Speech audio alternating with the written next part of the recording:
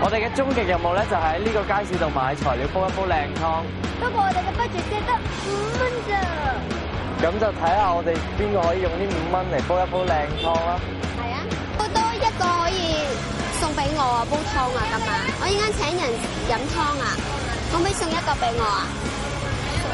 係啊，你揀一個送俾我好唔好啊？你揀啲雞腳好靚喎，我要煲雞腳湯啊，可唔可以俾幾隻我啊？要幾多啊？可以啊。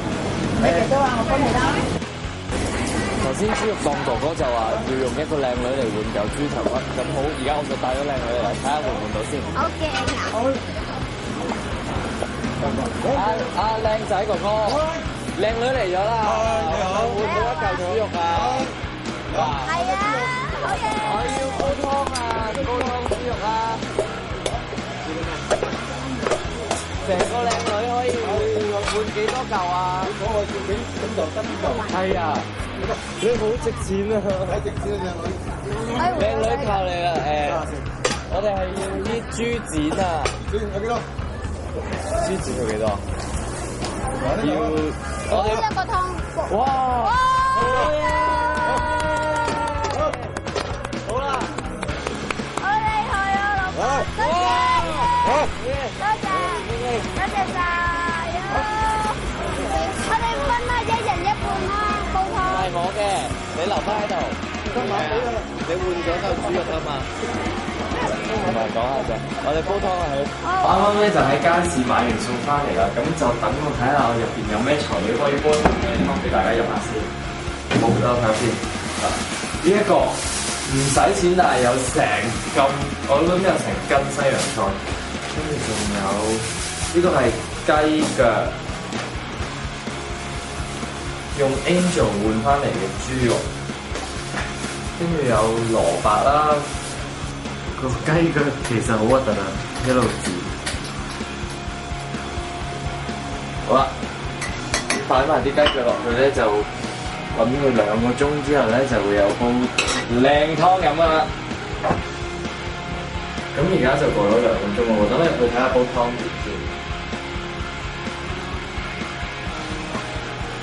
哇，差唔多啦喎！加2羹鹽調下味。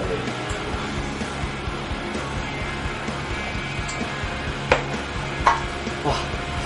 已經聞到好香啊！我試下先。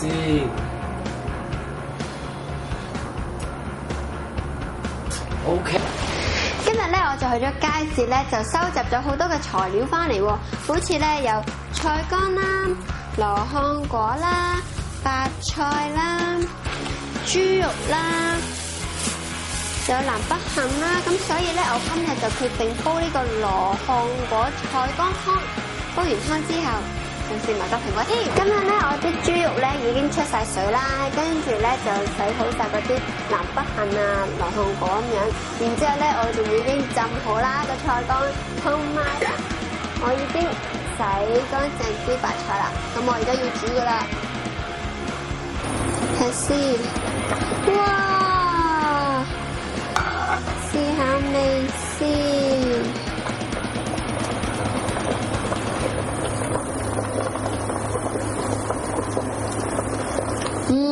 清清你啱啱好。今次我一定贏到個 Charles 嘅。呢一壺湯咧，我已經煲好啦，一定可以打敗你嘅。我呢壺就搞掂咯，頭先我落足心機，我覺得我一定贏。但咧女仔煲湯點都好飲過男仔嘅。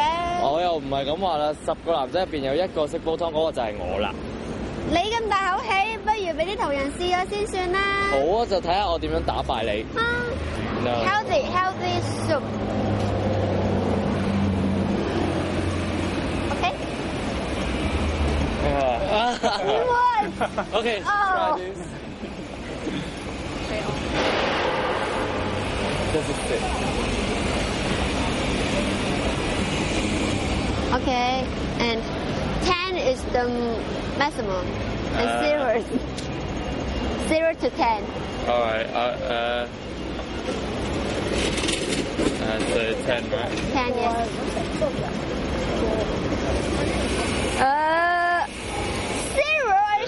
，How about this？ 嚇，唔好咁樣啦，我自己煲㗎。我呢個就係花生雞腳豬展，試下。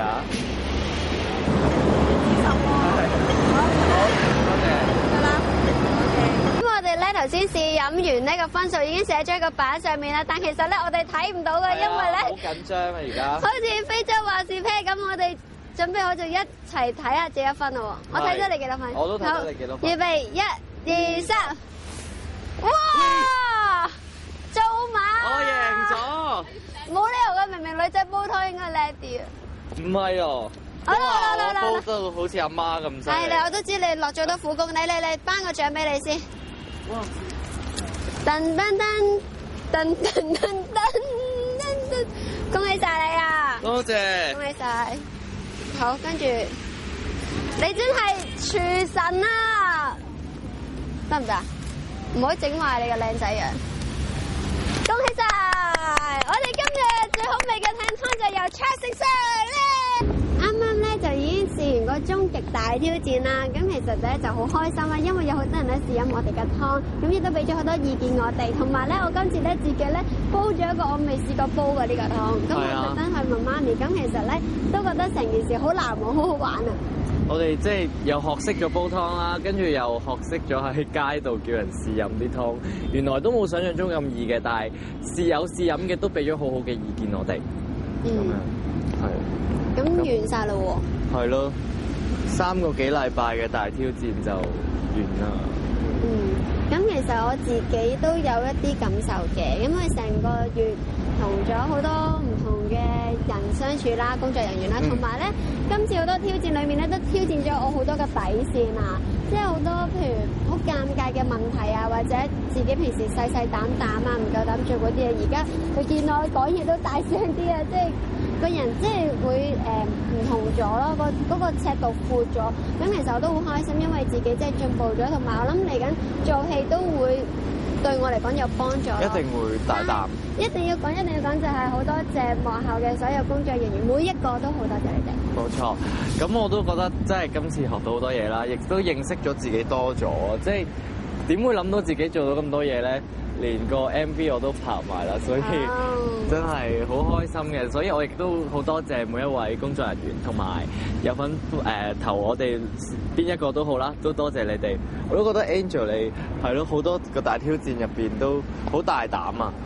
我覺得咁今次遇到你呢個對手都好開心。